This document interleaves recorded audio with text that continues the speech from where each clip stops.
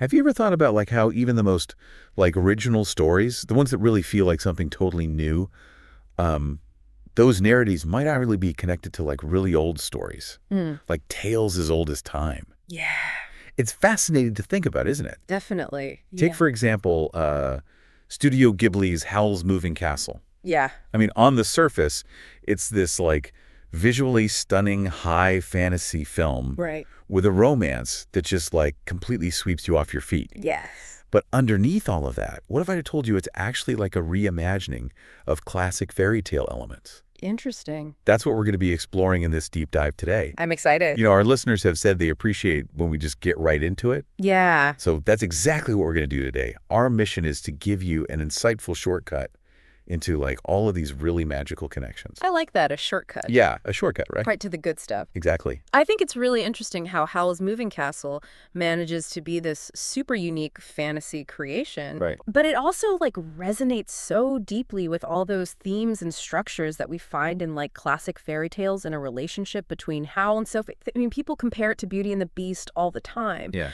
And it's not just a superficial similarity, you know? It really points to this like deliberate engagement with these like archetypal stories that we all know. You're so right. And that's part of that Ghibli magic, isn't it? I think so. It's like they take those basic building blocks, the familiar tropes and the morals that we've kind of absorbed since we were kids. Yeah. And they create something that feels so timeless, but also new at the same time. Mm-hmm. It's this film that just speaks to everyone. Yeah. Those of us who just love those classic stories and those who really love to see traditions kind of get turned upside down. I agree. Okay, so to kick off this exploration, let's talk about where the journey of Howl's Moving Castle really starts. Where does it come from? Okay, so the foundation of the film is actually a novel also called Howl's Moving Castle Okay. by Diana Wynne Jones. I've heard of her. Yeah, she was a huge name in fantasy literature, especially popular in the 1980s Okay. for her like witty and imaginative stories. And, Hayao Miyazaki, the director of the film, Right. he was so drawn to this book, it was a big inspiration for him. Interesting. And it's funny because the film does have some differences from the book. Right. But Jones herself actually really liked Miyazaki's adaptation. She appreciated his vision. I always think it's so interesting when like an author embraces an adaptation, even if it's different from their work.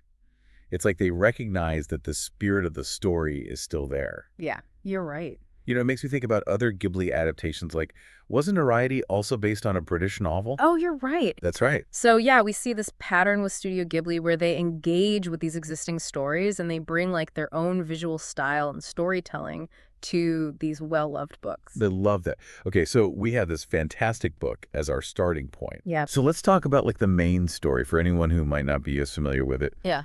What is the basic premise of Howl's Moving Castle, both in the novel and the film? Okay, so the story follows Sophie Hatter, Okay. who runs her family's hat shop. Okay. And her life changes completely when the Witch of the Waste. Okay. We learn more about her motivations later on. Okay. But she puts a curse on Sophie, Oh, no. and it transforms her physically into like an 80-year-old woman. Oh, wow. But Sophie doesn't just give up. She's actually super practical about it. Okay. And she goes on this adventure, Yeah. and she ends up finding her way to this really strange and powerful wizard named Howl Pendragon Okay. and his moving castle. Oh, right. His moving castle. Yeah. That's a pretty major part of the story. Yes, it is very important. And that's where the story takes like all these twists and turns because it feels like the typical fairy tale roles kind of get reversed. Oh, for sure. You know how Howl has this reputation as this like charming but also kind of fickle heartbreaker? This Right. guy who just kind of plays with people's feelings. Right. But it's Sophie being there in his life Right. that really changes him. Interesting. Her grounded personality and like this unexpected warmth, Yeah. it starts to affect him in a way that nobody expected.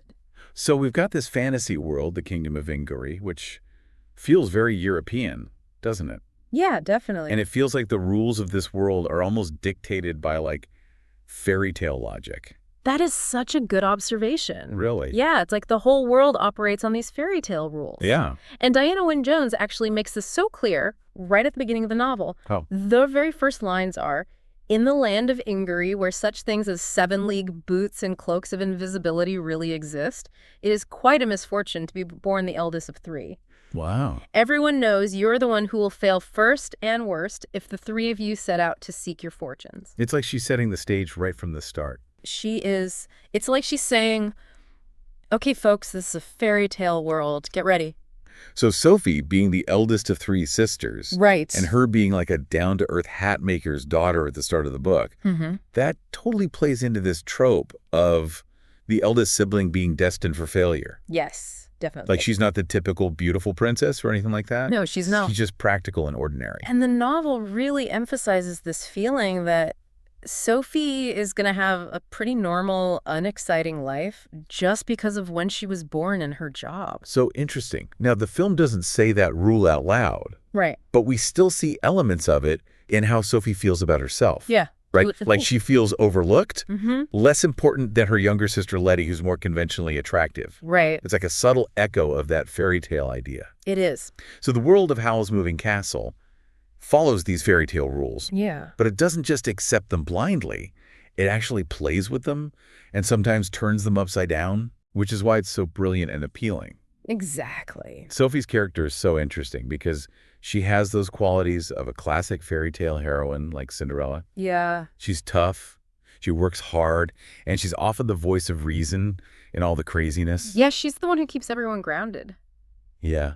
But then she also takes on roles that are usually for the male hero.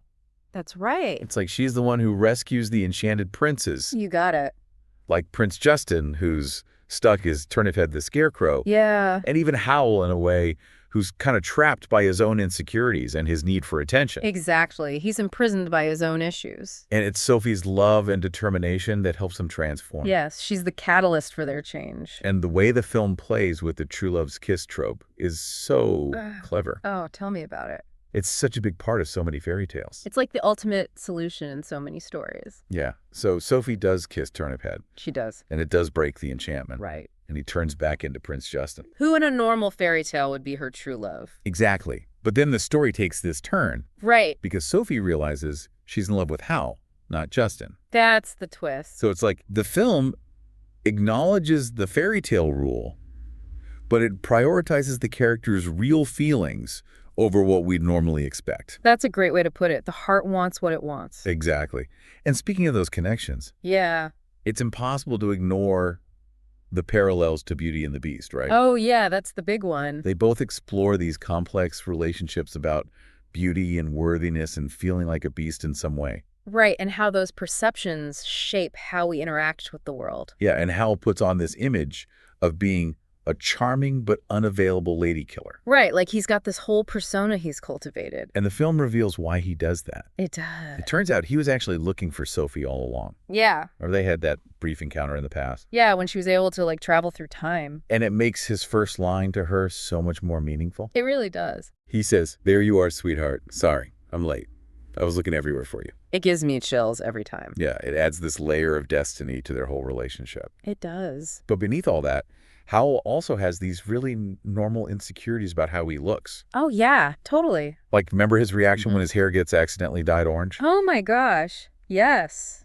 He completely loses it. He's like, my life is over if I can't be beautiful. He does. He's, like, utterly distraught. It's such a vulnerable moment for him. It is. It shows you that under all that confidence and charm, Yeah. he's got a lot of self-doubt. And it ties into his whole struggle with his magic and not wanting to become this weapon for the king. It's all connected. And then there's Sophie, who has her own insecurities about beauty, Of course. which get magnified by the Witch of the Wast's curse. Yeah. It's like the curse brings her deepest fear to life. In this, like, really cruel way. Yeah. Because even before the curse, she felt invisible. Right. Like, she already felt like an old woman inside. Yeah, like she wasn't good enough or pretty enough. And her outbursts when she yells, "Fine.